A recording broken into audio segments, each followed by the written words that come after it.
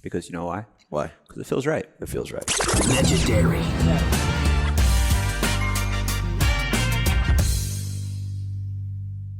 Hit that button. Smack that button. Smack Hey, that.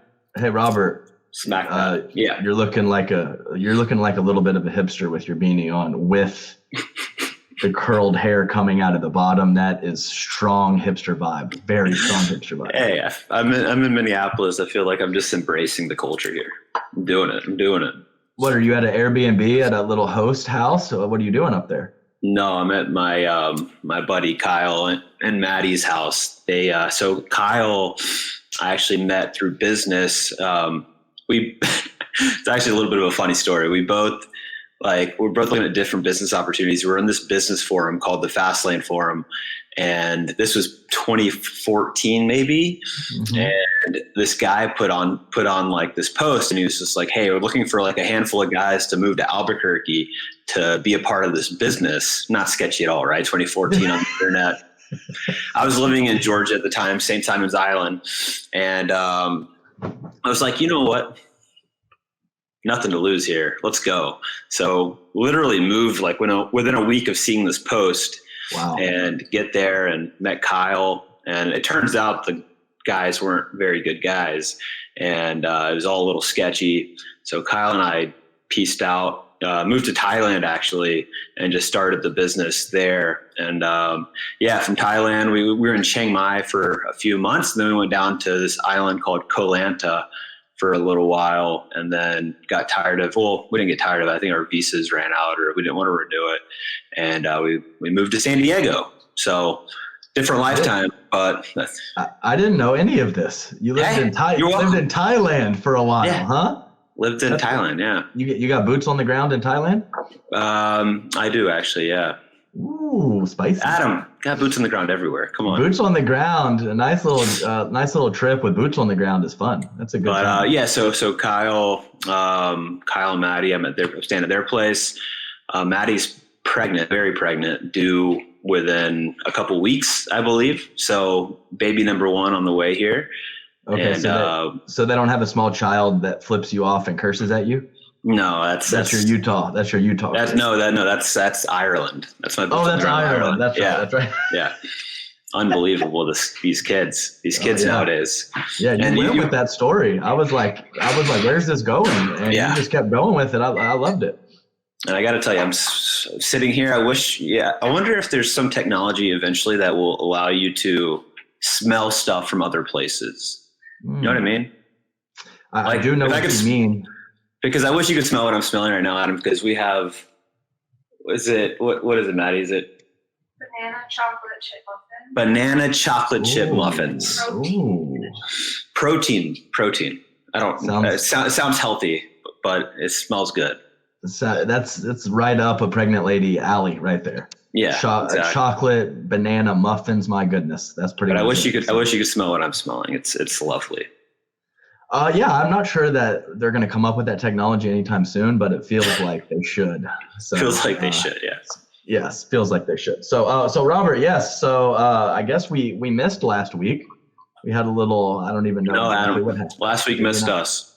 Last week missed us. Fair enough. Yeah. I like that. Well said. That was like, that's like the Rob Cassidy when he doesn't call timeout. So his famous line is, "That's how we call timeout, by making the opponents call the timeout." So I used to love that when I would play with them. Like we would win 3 points in a row, they'd call timeout. I'd be like, "That's how we call timeout." I was like, oh, Rob. That's pretty good. That's pretty good. Aim small, aim small, miss small. Yeah. That's another Rob Cassidy special. Aim small, miss small. Easy game. Come on. So Robert, I was gonna ask you just a little bit about your next few weeks, next month schedule, a little update on the nomadic life, along with a little what tournaments might you be partaking in this next few weeks. Adam, I'd love to break that down for you. Please do. I'm so grateful that you actually asked. It feels like you want to get to know me and you want to know what's going on in my life. And hey, I like that. That's right. Hey. And I get to talk about myself, which I also like. Who doesn't like that, Rob? Who doesn't like that? So I'm in, like I said, in Minneapolis now for this PPA tournament. Snow, it snowed probably 12, 14 inches, something like that in the last couple of days. So a lot of snow. They were predicting quite a bit more. So it's a little underperforming, which I know a lot about, Adam. But the show's going on. They're supposed to play singles starting this morning at 10. They pushed it back to 1, which I think everything should be fine by then in terms of getting to the venue. So singles today, I'm not playing that dearly. And then you got mixed tomorrow. My partner, I'm playing with Krista Getcheva. She's supposed to get in at 11 a.m. I don't know if that flight's going to happen because it's a lot of snow. But hopefully she gets in today so we can play tomorrow. Other than that, I play with Julian Arnold on Saturday, which should be fun. Yeah, on Diamo. On Diamo. That's a nice partner. Yeah. And then so from here, I am going to Salt Lake City for the first time since I, came over from Hawaii. So it'd be nice to get back there. I'm doing an event in Park City. I believe you're doing that with me, Adam, right? Me and the prof. Yeah. So that'll be fun. So well, I would say tell the people about that event, but maybe you should tell me about that event. I don't even know much about the event. It's kind of like this underground, not like pretty exclusive, not very well known business event that it has typically 200 guests, hosted in Park City. It's called Media Slopes, and I believe it's by Lion Tree Capital puts it on. But I'm talking like kind of pretty heavy hitter names and just kind of in finance. And like, I know I was looking to see like, what am I in for? What am I going to? So I just Googled this conference and saw there's some pretty notable people that show up to this place. So Titans of life, Rob. Titans of life. Uh-huh. So we'll be doing kind of a pickleball aspect of, introducing people to the game, that kind of thing. So Adam, if there's anybody that's good with people and with introducing people to pickleball, it's you, sir. Oh, no, I'm ready for it. I just love having the attention on me when everyone that's listening to what I'm saying is way more successful than me.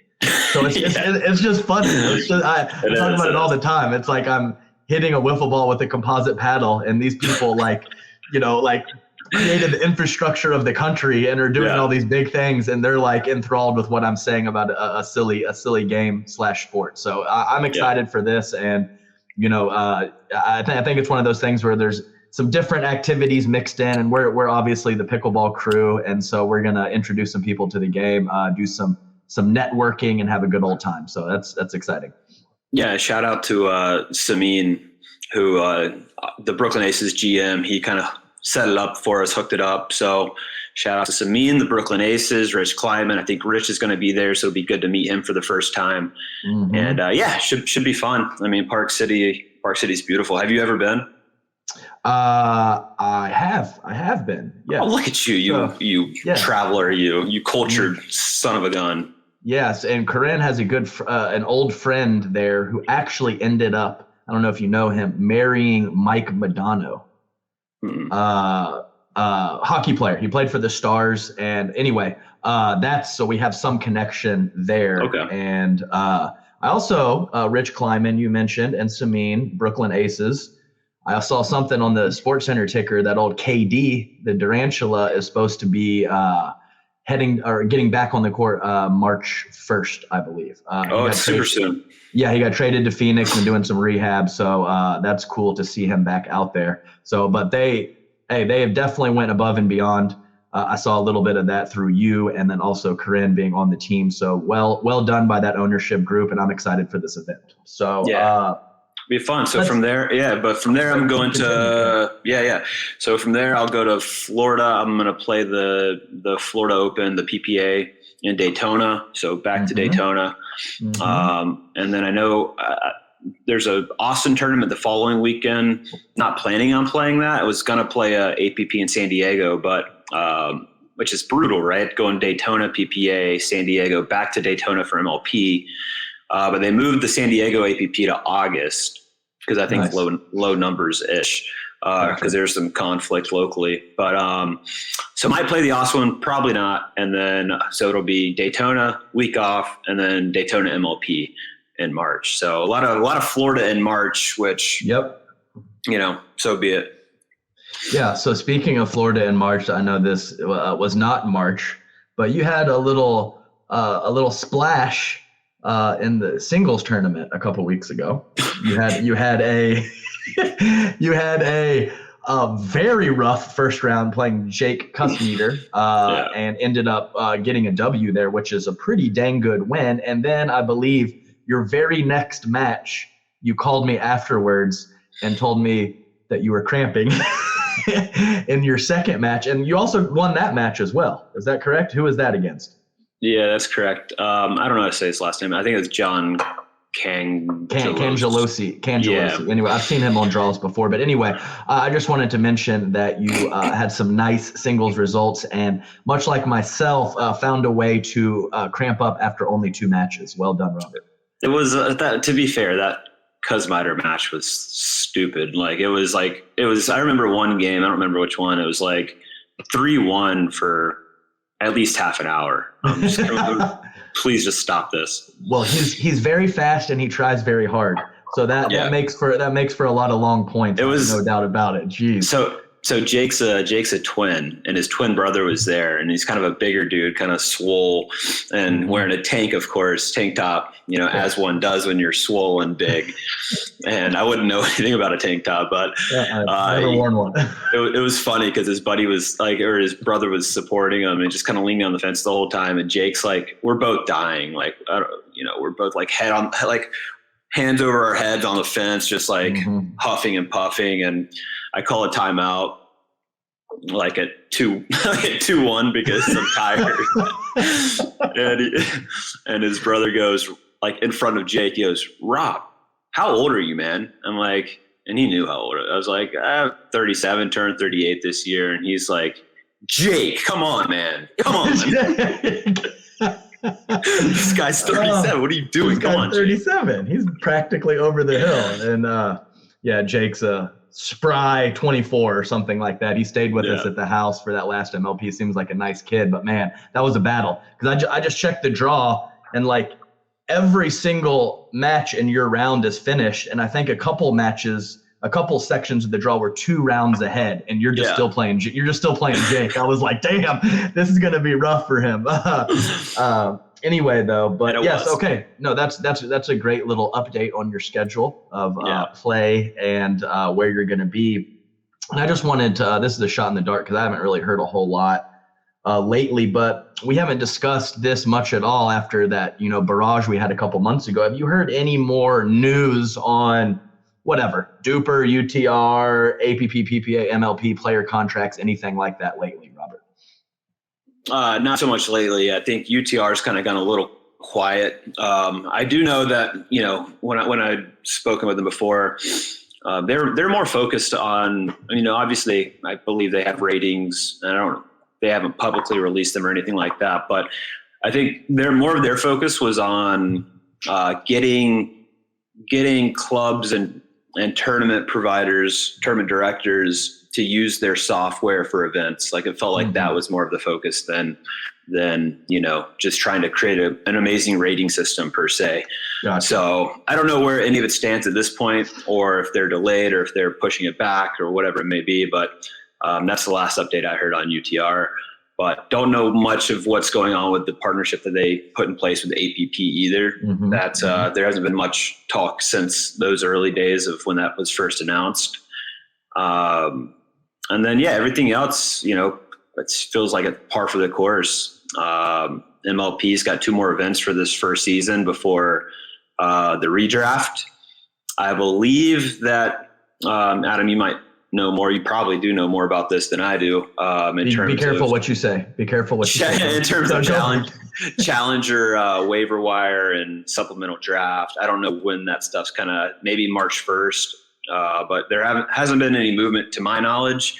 Right. I did hear that Premier can already make trades, and there's been some offers out that just haven't come to fruition just yet. Yeah, no, that's true. Okay. So that's MLP update. PPA. They're just seem to be. This will be my my first PPA of the year? I think so. Yeah. Mm-hmm. So we'll see. We'll see how it goes. The venue here is a little I played at a couple different Lifetime Fitnesses here. They had the courts were true, nice surface, but the one in Lakeville where the tournament's actually being held, the court, they say it's Rebound Ace, which is more of a spongy type hard court. Yep. It's not.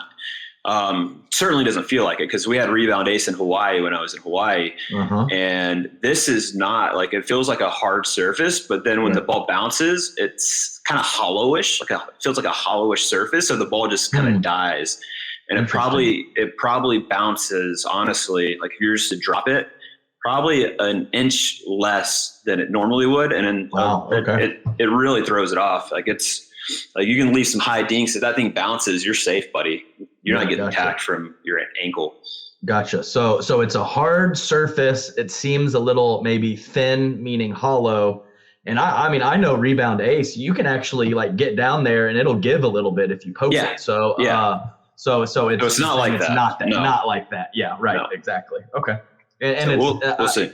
And so you said this is at a Lifetime facility, right? It's a Lifetime facility, yeah. Lifetime facility. Okay. Dude, all the Lifetimes here are bonkers nice. They're gigantic, dude. They have cafes, restaurants, places, smoothie place. Yeah, the place by where my parents' house is awesome as well. And I was there for Thanksgiving, and I was up on the bike or the treadmill or something, and I saw pickleball commercials.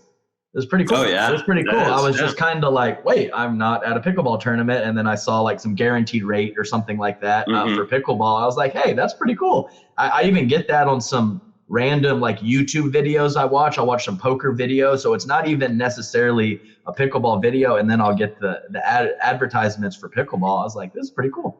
Oh, that train's coming at him. It's rolling. Oh yeah. I like it. Okay. Also, so I got a little small update on minor league pickleball. So I've been chatting a little bit with Tim Parks and Rick Chan. Those are the owners, 2 of the 4 owners, I believe, of the Hard Eights. And so he's been chatting. Timothy Parks has been chatting very, very into pickleball. Old Timothy Parks. I feel like I'm sharing some information with him. He already knows. So he's in the mix. Anyways, he's all over my newsletter too. I love it. Timbo's in it. Needs that content. Let's go. He needs it. So anyway, they had a very, very bare bones kind of idea right now, but to get, I thought it was cool because to get minor league pickleball to be a little bit of a feeder system into major league pickleball, but also to have a variety of tournaments around the country in an MLP format. So you're going to have a 4-person team with a 14 combined duper, an 18 combined duper, and then you'll have the actual open, the top class. So I thought that was very cool to see someone kind of trying to get in place some infrastructure to have some tournaments around the country in MLP format and possibly get yourself to move up tiers to maybe make it into minor league pickleball. So what do you think about that? No, I think it's perfect. It makes a lot of sense, right? Having it's natural progression of, going from 14, 16, 18 up to open and whatever it may be. I think it's perfect. I think it's awesome. And I like that, I like the combined duper thing. Mm-hmm. So you can have 3 guys, 1 girl, you could have all women, it's just interesting. Yeah, definitely. I think it's been a pretty good feedback and clear that, so I see people randomly doing MLP formats kind of throughout the country or in their local groups. So to get something a little more structured, maybe even have a kind of a pipeline like baseball does, where you have teams at the lower levels affiliated with the main team that's in the Major League Pickleball. I think that's a great idea, and I know a lot goes into that, and it's probably a little ways away from coming to fruition. But the fact that someone's working on that is pretty cool, I think. Yeah, I think, man, I posted a Instagram reel this morning of me talking about just this, which is I think this is the direction that pickleball should go. Obviously, we're talking minor league, which is more amateur, but I think there's still money involved. So let's call it lower level pro, depending on which kind of tier you're playing. But I think this should be the direction that we move towards for pro pickleball over tournament formats. I'm not saying get rid of all tournaments altogether. There's not a place for a tour. But I think when I think about what the premier product for pro pickleball should be, I think a team-based league makes way more sense. It's more unique. It's a differentiator. And why do we need to be tennis? Like, why can't we forge our own path and be a team-based league, full time for pros with, clearly some tournaments sprinkled in, because it's still interesting and still fun to play tournaments. But just thinking about all the storylines and things that could, you have 4 people playing, but you could have a team of, 6 people, 7 people, right? And, you practice with that team. You have a geographically based location where you are required to go however many times to train and drill. You have like a, preseason training type stuff, like a normal sports league. I just think that's so compelling, and there's so much content, which, content's a big deal for pickleball. It's obviously everywhere. And the more, there's documentaries being created right now. And I just watched Full Swing last night. I don't know if you've seen it, Adam. I'm sure you have. You're the documentary dude. Like three episodes or something. Dude, like that. Full Swing is so good. They crushed it. It's so compelling. It's a little different in respect to each episode's basically focused on different players, which I like, because you get a whole episode of just like seeing what Justin Thomas and Jordan Spieth are doing, right, and their relationship and all that stuff. But I think making pickleball unique is a big deal, and I think it's obviously the most compelling product that fans watch. We always like new matchups and stuff, but I think right now the MLP is it's too quick. You forget kind of results fast. It goes to a new event. It just feels like there's not a lot of continuity, and maybe that's just because it's this year and there's 2 drafts. But I'd love to see a full length season and it be the main thing in pro pickleball. We'll live golf. It's kind of, they do the team. What is it? 48 players, 12 teams, something like that. So I've watched some of the Full Swing too, and it is pretty cool. I like all those things. I like the tennis one as well. And I think they're coming out with the 3rd season of F1, which I think started it all with the F1. It's very good as well. So how about this, Rob? Mm-hmm. So you mentioned something about the bounce being slightly off at the actual facility. I'm interested in my viewing and my IPA drinking this weekend, which is much more enjoyable than playing pickleball, in my opinion, is to see some of the cleanliness of points in this indoor format. So we've had some breezy conditions. We definitely had breezy conditions at MLP, especially that Thursday with the Challenger. We've had breezy conditions at some of the subsequent PPA tournaments and APP tournaments since MLP. I am looking for, if we have a little less frequency of unforced errors and maybe a little added length to fast hands firefights and exchanges with the neutral conditions and the indoor format. What do you think about that?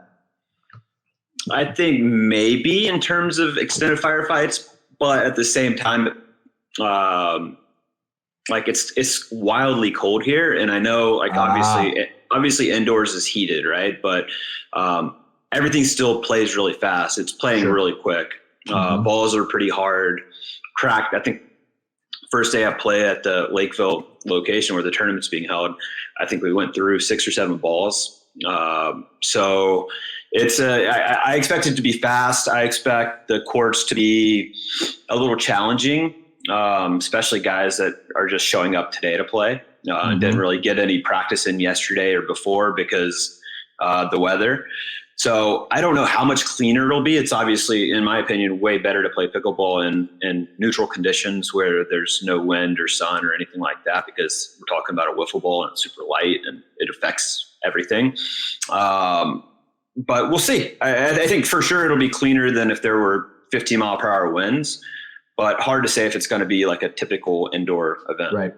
Right. Gotcha. Yeah. And even you're in Minnesota, even when they put the heat on, it's not going to get above 60 in there or something like that. So, probably not frigid, but it's not warm in there either. So that definitely affects the play, but we'll have to see. I'll be, like I said, I'll be watching, I'll be charting all the, yes. So, and so I'm assuming you're going to be playing some right side pickleball and men's doubles this weekend. Yeah, I mean, we practiced yesterday and just kind of played straight up. So, which I'm not a huge fan of playing straight up. I like dialing in one side and having less variables to figure out. But I imagine we'll probably mix it up quite a bit.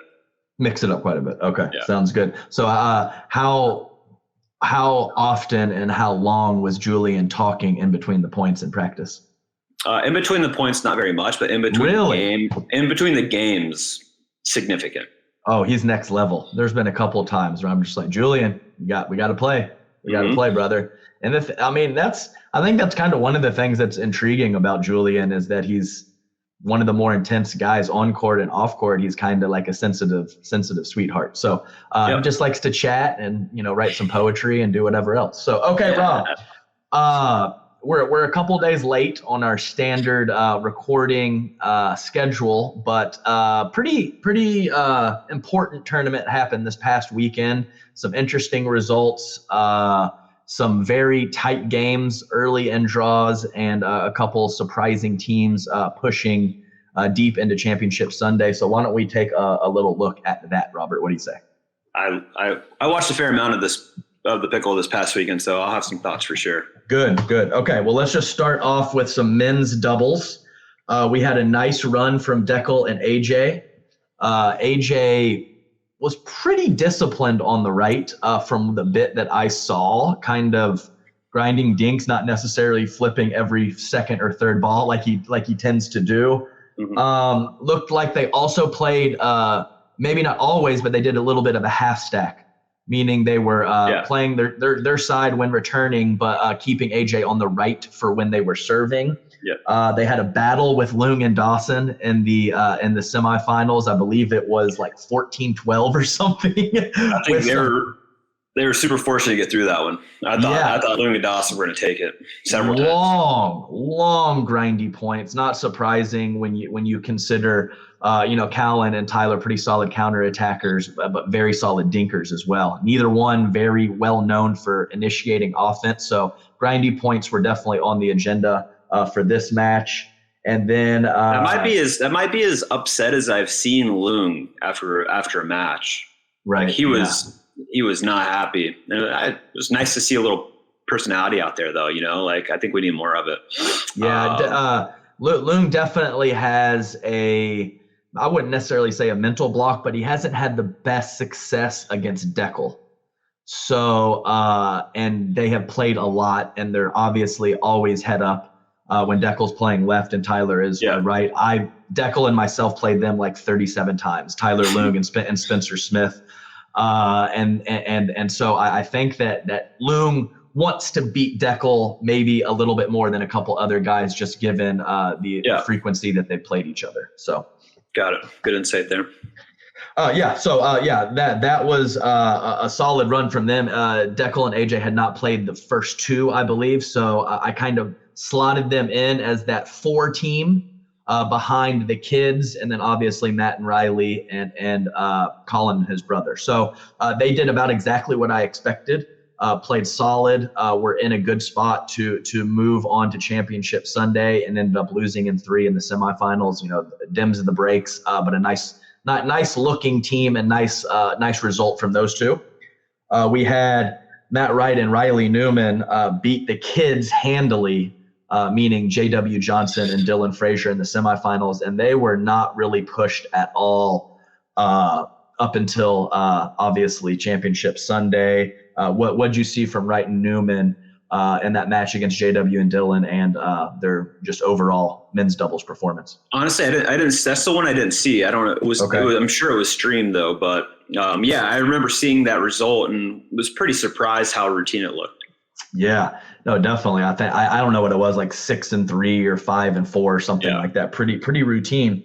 And I actually got bring him up again, Timothy Parks, the Hard Eights owner. He sent me a clip of JW Johnson doing an interview, and the interviewer asked him a little bit about who he thinks some of his biggest competition is and some of the ranks of the top guys.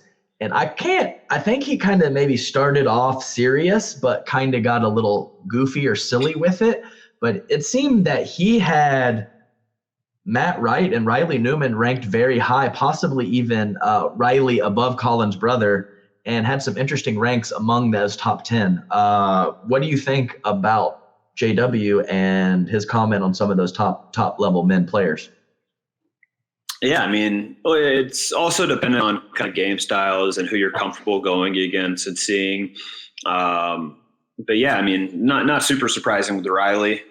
He's a big presence, and has upped his game this year a lot. And I think probably more than anything in respect to that comment from J-Dub is probably just hand speed. Matt and Riley, I would say, have better hands over the Johns. So, and that's kind of what J-Dub and Dylan rely on is, the quick speed up and cleanups. So the fact that it's a little bit more challenging, you got to be a little bit more careful about where you pull the trigger against them, I would say, versus the Johns is probably why. Yeah, and he's played a lot of pickleball on the left in front of Matt Wright, so that obviously is not his favorite matchup, and it seems to be from his comments that he would much rather face Colin than Matt Wright in that head up situation. So just a little interesting tidbit from anytime you are getting one of those top 5 or 7 guys to talk about the other 5 to 7 guys, it's pretty entertaining, and it means a lot coming from him, especially someone who's pretty quiet and doesn't talk a lot. So I just thought that was interesting. We also had, excuse me, I dropped my pen. We had, we talked about last time that we are having the losers of the 2 semifinals playing that 3rd, 4th match for bronze. And then if you lose in the quarters or before, the best you can do is 5th. So we had a nice run by Tellez and Federico Staxrud, Julian and Thomas Wilson, Navratil and Hewitt, and Avern and Ignatowicz running through that 5th, 6th spot. And then we had the kids beating Deckel and AJ pretty handily in that 3rd, 4th matchup to capture bronze. So that pretty much wraps up men's doubles. Anything you want to add before we move on? What was that? The bronze score? Pretty straight game. It was like an 8-2, like a 7-3 type thing. So certainly not a blowout, but not really that highly contested either. So I wonder. I would really like to see how Deckel handles the kids moving forward. So granted, AJ's better than me at pickleball, but last year Deckel and I, beat the kids 2 years ago and then played them several times last year, and it didn't really go great. So obviously a lot of that is me, but I think Deckel in front of Dylan gave Deckel some issues as well in some of those matchups. So they're going to end up playing each other quite a bit, I would imagine. So that's kind of a situation we'll have to monitor moving forward. Okay, so we have the women as well. We had Leah Jansen and Elise Jones are playing well together. So I know Leah talked about herself being in a good headspace. Her mind's a little locked in from a variety of reasons from last year. And I think that I probably just undersold Elise a little bit. And just the fact that she is, a more solid, consistent, not that flashy player, I think I undersold her a little bit. So great job by them making it. Let's see, what did they do?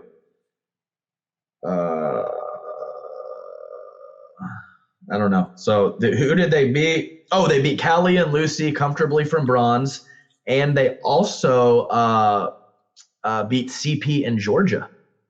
I think they had a really tight one that I thought they might lose. That they ended up getting through, but that would have been a tough loss. Do you know who that was against?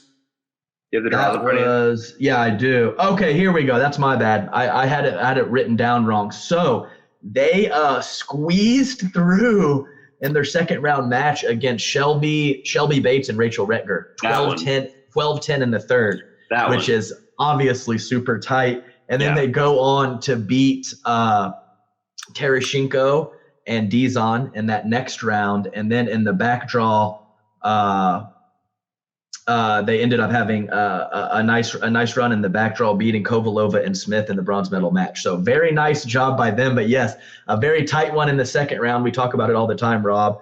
A lot of my medals or deep runs in my pickleball career had an early scare in the first or second round. So you got to stick with it. You got to battle through. You never know when eking out one of those early round matches might springboard you for the rest of the tournament. So let's see here. It was Irvine and Kawamoto that ended up being Catherine and Jorja, which I obviously not a big upset or anything, but definitely on paper I would take Jorja and Catherine over Jessie and Jackie. So great job by them. I think I watched Jackie play a lot. I thought in a lot of those matches, I thought she was the best player on the court. Nice. She was super impressive. She obviously doesn't miss a lot, but I thought her attacks have gotten better. I was really impressed with Jackie. Yeah, and I think that's a point of emphasis for them. And I talk about this a lot with just naturally defensive players. Don't count on that. Go out, practice, find offense, find weapons, find things to create havoc, and then you fall back on your defense when you need to. You don't want to use that as your go-to. That's always going to be there for you. When your hands are downy soft, you have good feel for the ball, and you're consistent, that's going to be there. You don't need to completely neglect it, but worry about that offense and figure out a way to be a presence out there. And sounds like that's exactly what Jackie has done. Great job and great run from her. They ended up losing in 4 to the Annas in the gold medal match. But either way, phenomenal run from Irvine and Kawamoto. And I'll tell you what, I mean, besides for that semifinal match where the Annas won 11-4 in the third against Jansen and Jones, just pretty smooth sailing, some 2 and 3s. I know they went 4 in the gold medal match, but 11-7, 11-1, 11-3 are the 3 games that they won. Just too good. Yeah, I mean, I think, are they playing all year together? That's what Leia said. So I mean, a year's a long time.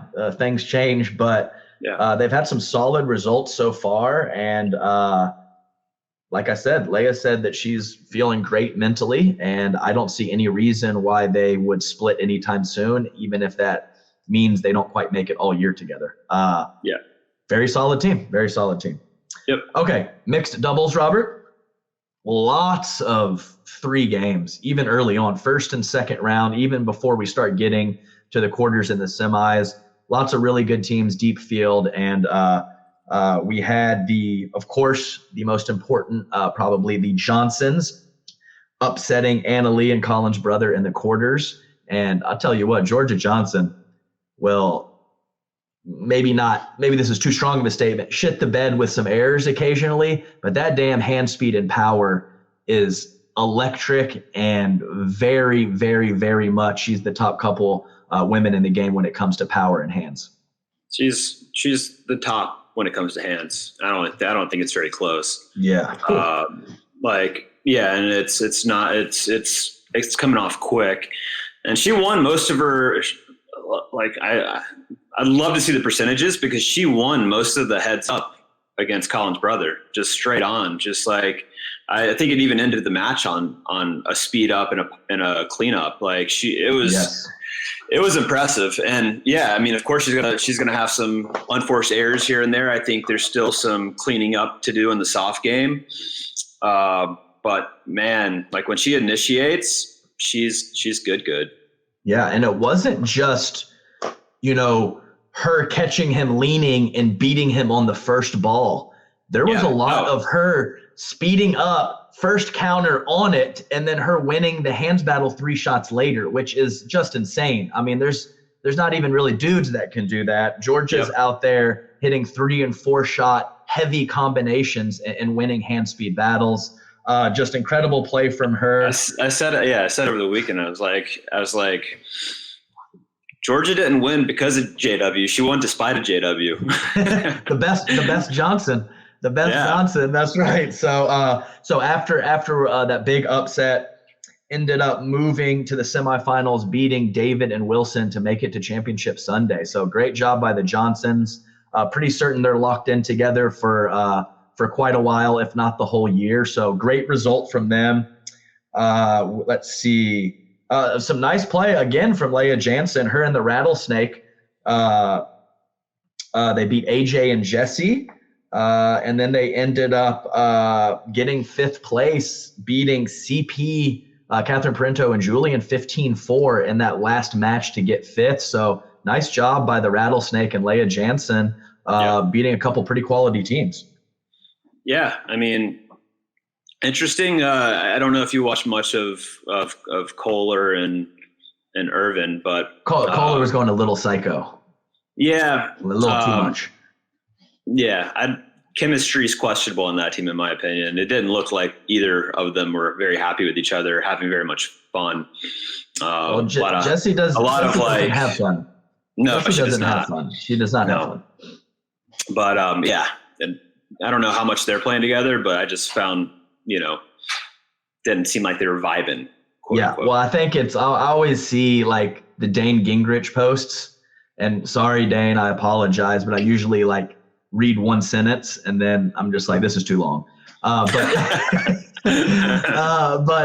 anytime there's like that see more button, that's just too much for me. That's too much for me to press. But anyway, he said something about like, you're at the kitchen line, you're having an exchange, something happens, and then the players exit to the outside. Yeah. You know, so that's like pretty much Riley and all of his partners. Yeah. And that was definitely happening with Jesse and AJ. And I will say that I do think AJ's a great male mixed player and one of the better guys at taking over. I do think he was overextending a little too much, especially when you have a rock of Jesse Irvin. He doesn't really need to like compensate for her. He needs to be a presence, of course, but he's got to, pull back a little bit, knowing that he has a consistent female that is not really going to miss too frequently. So I thought he went a little crazy, and I think that there was definitely some moving to the outside of the court, not looking at each other and having that vibe. So not surprising there. Let's see, what else would we have? Solid run from the commentators had some fun with this, and I would have as well. The Fudge Bar.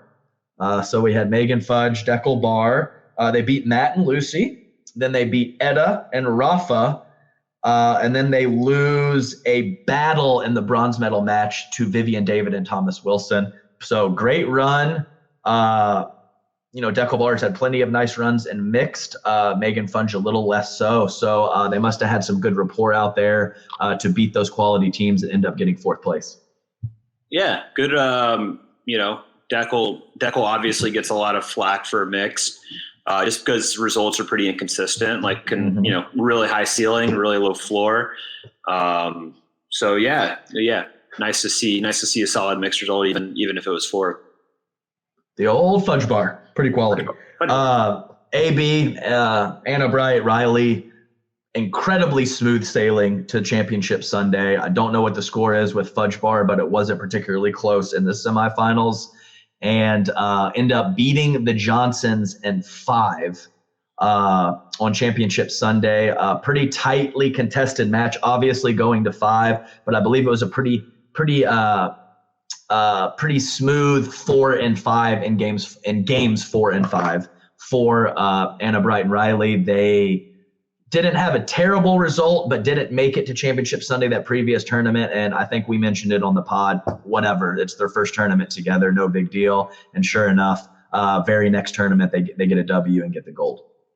Yep. So, I think it's going to be a fun year for mixed because you've got, Jorja and Jade up kind of, pushing their way to the top of the to the top of the rankings there. there's we've always said it. There's so many good mixed teams. It's such deep draws. It's so tough. And you still have Lucy and Matt right there, still in the mix that can beat anybody too.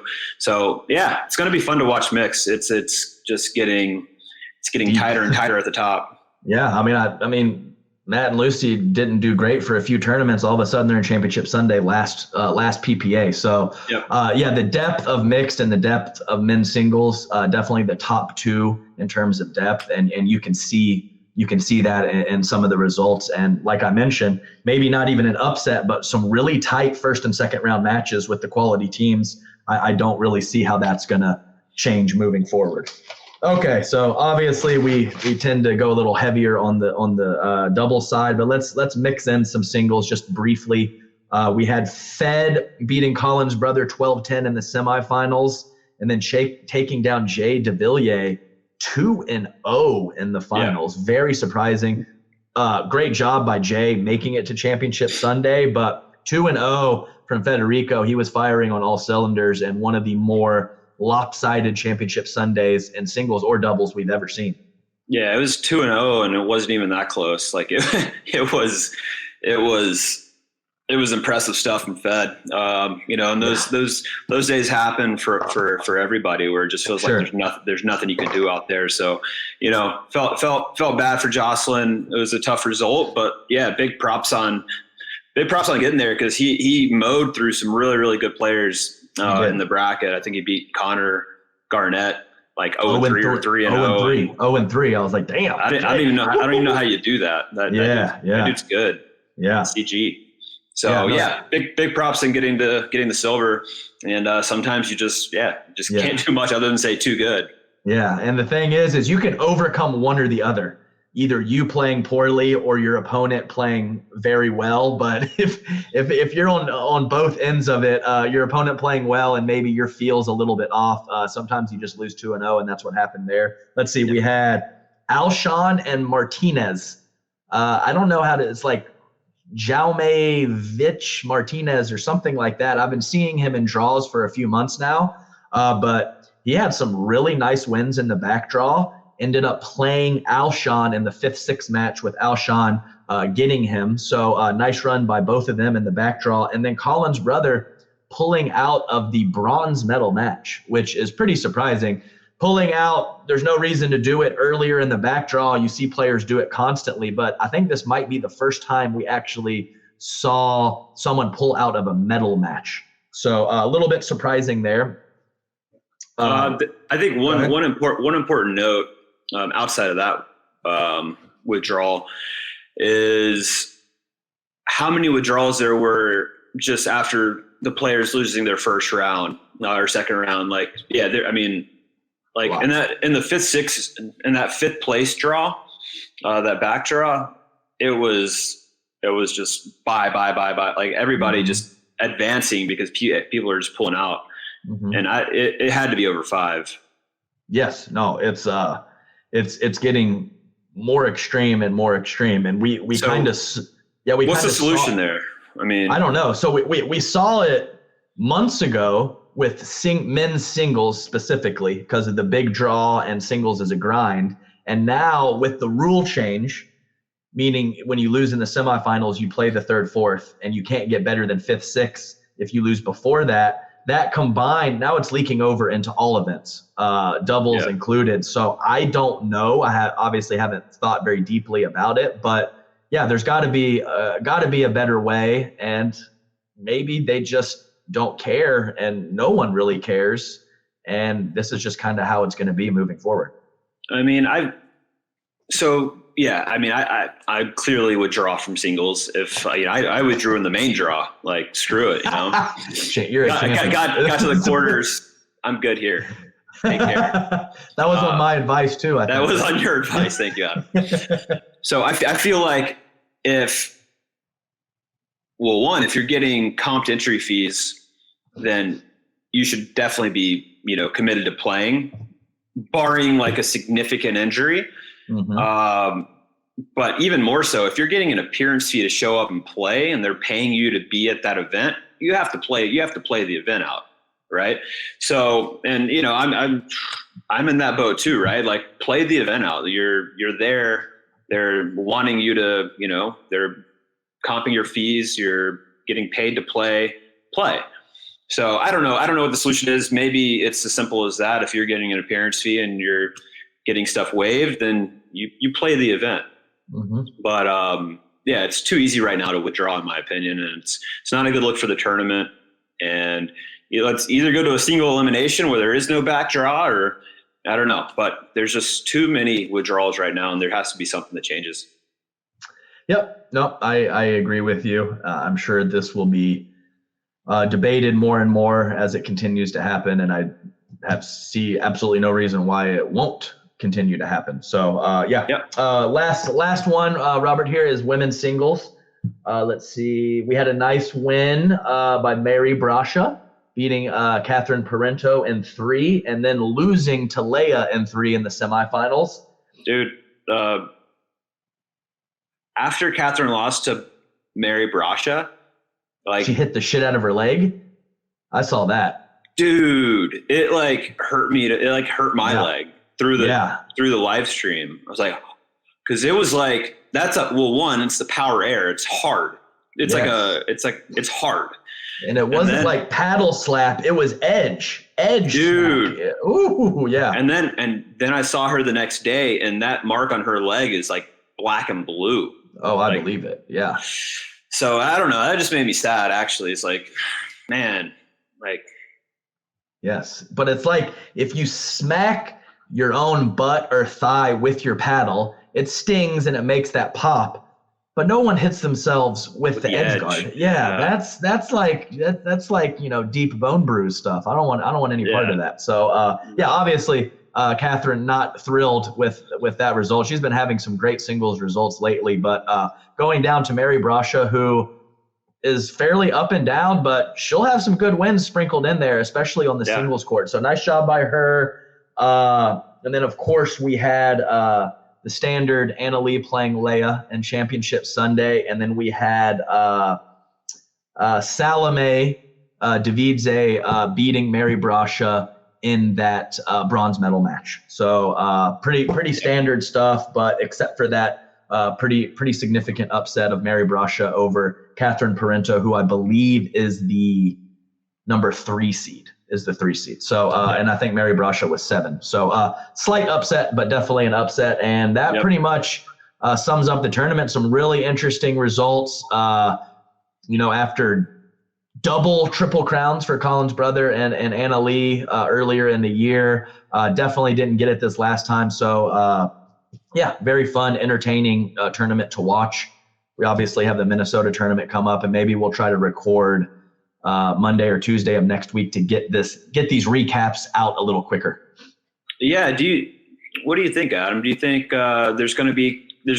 was this last tournament just kind of a flash in a pan of like, new results, or is it going to be an ongoing thing where we have, a much broader sense of who's going to be doing well?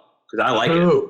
Who the hell knows, Rob? I mean, like, whatever it was, 6 or 8 months ago, like, Tyson had a couple bad tournaments, and I was like, he's done. His singles is over. He's not going to be medaling much anymore. Then he has like 5 tournaments where he makes Championship Sunday. Then we have these new teams. We have Deckel and AJ. We have JW and Dylan. We have some new mixed teams. And then we get double, triple crowns in the first 2 tournaments. And then we have this tournament where there was all kinds of stuff going on. So who really knows? But I just have to imagine we're going to see more and more of this happening. And we've talked about it a lot in the last, calendar year or so. And we'll have a couple tournaments where it looks like for sure the parity's there, everyone's even. And then we have a couple tournaments where the top players dominate. So don't really know, just can't imagine it not happening more frequently in 2023 and beyond. Yeah, it makes it way more fun to watch, in my opinion, when you have definitely a bunch of people that can win and not just a standard couple teams. Yeah, definitely. And Yeah, I also, and it's cool because we had the upsets, and then we had like the traditional rivalry too in that men's doubles final. So you had a little bit of everything there, and I'm a little bit worried about Matt and Riley as the temperatures ramp up and the softness of the ball ramps up as well. So we'll see if that aggressive style, was a big product of the conditions and their skill and their decision making, or it was really, really a product of those conditions, and it is more of a struggle for them in the summer months. We'll just have to see. Yeah. Another. I don't know what else you have on the docket here, Adam, but another hot topic that's been kind of floating around and in the Dink newsletter and kind of all over the place on podcasts is the talk about deflection and dwell time in terms of paddle testing and how. Oh yeah. And paddles delaminating and it creating this springboard effect where balls are coming off really, really hot, and how to actually test paddles at tournaments, because right now all you have to do is show a paddle that has the skin of a USA Pickleball approved paddle, no matter what the specs on it might actually be, right, and you can play with it without any repercussions. And it's wild. Like that. How is that a thing where you could basically show up to a tournament that has no testing and just play with whatever you want, and just because it has a USA Pickleball approved stamp on it, you're good to go? What? Yeah, I mean, it's a huge deal, and I think it was Zane Navratil that talked about dwell time, how long the ball dwells on the paddle, which I thought was pretty funny. But yeah, I mean, it's absolutely true that they have to come up with something. And I've had a talk with Zane Navratil about this, and he mentioned that tennis just kind of had free reign on racket technology, but they would mess with the ball. Yeah. They would put, make it a little less springy and things like that. I'm not sure if you can do that with the wiffle ball, or maybe you can only do it less because the ball doesn't compress. But something has to be done, because, I mean, literally a year, 12, 18 months ago, I would still consider my famous little line that pickleball is a game of errors, not a game of winners. I'm just not sure that's the case anymore. So it's like, so it is literally completely changing the type of shots that you can hit and the way that your players are playing the game. And if that's what's happening, which is happening, there has to be some form of regulation on it. Yeah. What are your thoughts on that, Adam? Are you more in the ballpark, or are you more on the side of let these companies do whatever they want with paddles, but let's figure out a ball that neutralizes everything? Or it feels just so difficult to be able to consistently regulate and test paddles when there's so many different batches. And so I just don't know how you do it. Yeah. And like I said, I think, I don't know, I'm far from a scientist, but it seems that you can control a tennis ball way more than a wiffle ball, because like I said, there's pressure in it. You can take put air in, take air out, this kind of thing. You can't do that with a wiffle ball. So yes, there has to be some form of regulation, I think. Well, you play with some of those more rubber type balls, even like an indoor ball. Like a jug ball or something, much softer, like that. More rubbery, less hard plastic. They break less. It slow the game down. I mean, that's a factor. And another big factor is you have to talk about where the sport's going. TV, viewership, people watching that don't know anything about it. Pickleball savvy veteran sees a 20 dink rally with a couple resets and whatever, and they think that's an awesome point. Your casual viewer sees that and thinks, what the hell's going on? How is this a sport? So, there's a lot of factors that go into this. It's not just, the preference of the player and each specific player and all that. There's more of a broad scope as well. So for me personally, if everyone had to play with a 2010 Pro Light paddle, I might be one of the best players in the world, because I just don't really miss and don't do anything special. Some of these top 10 guys might be 4 or 5s with an old Pro Light paddle. So 100%. I don't know what the exact I think it's making the transition from tennis to pickleball easier, right? Oh God, yes, for sure. Much easier. For sure. Yeah, and you can it's even changing the grips people use. Yeah. Like you have people using Western grips now. It's like, yeah, what? You have a pro light paddle and you want to use a semi-Western or a Western grip, you are effed. You have no shot. So to create it's some of it now, it doesn't even have to be semi-Western. It can be Eastern, which is somewhere in between semi-Western and your continental grip. And you can do things with the ball that you didn't used to be able to. So it should be a hot topic on all the podcasts and a buzz in the community because it's a huge deal. Yeah. And just needs some regulation in some respect because, the fact that all of this means so much more to players now in terms of prize money, sponsorships, et cetera. Like it needs to be an even playing field in terms of what we're using and what we're playing with and what we have in our hands. That's right. Hey, Robert, and I'll tell you one thing right now. Whoever or whenever we do get this figured out on paddle testing, I think it is absolutely essential that we get Don Pabin to be the main tester. Yeah? Yes. Yeah. Okay, yes. Good. Okay, good. Nobody else. There's nobody else I want. Nobody else. Don Pabin for sure. And he must be videoed while testing every one of them. Every single one of them. And I want to play-by-play commentary on it too. Yes. So this is actually good. I'm gonna write this down. I'm gonna take a little bit of a deeper dive on just everything that's happened with the paddle stuff and formulate exactly what I think should happen. And then we'll talk about that next episode because it really is a huge, huge deal. And something's got to give sooner rather than later. So, hey, Adam. Yes, Robert. Are you coming to Salt Lake early? I don't know yet. I have to figure that out. So it's going to be hard. The issue is Corinne wants to travel with me. So we got to try to figure something out. I would like to come and do a little content before, but I'm just not sure it's going to work out. So I still believe in you. I'll see what I can do. So, I mean, maybe I can just, use that card that I'm going to not be able to do things like this once the baby comes. So maybe I can, That's fair. Got to do it now. And you're working, Adam. Let's be honest. Got to do it now. I mean, I'm working right now, Robert. High-end content creation. Let's go. All right. We're at 1 hour and 3 minutes, Robert. I think it feels right to stop. It does. Anything else would you like to say? I'll see you in Salt Lake next week to record in person. Hey, pull that. I like that. Pull that hair back out. I want that hipster. Oh, sorry. Yeah, you tucked it back in. Let's get hipster. That's hipster. Now that is hipster. I like Here that a we lot. go. Here we go. Hey, I'm just glad I have her that can poke out the front. That's true. A lot of people don't. Adam, you have great hairline. You have a beautiful head of hair, to be honest. Great hairline. God, that's fantastic. Yeah, I can't argue with that. If only I could grow a beard like you grow a beard, then I'd be a full hipster.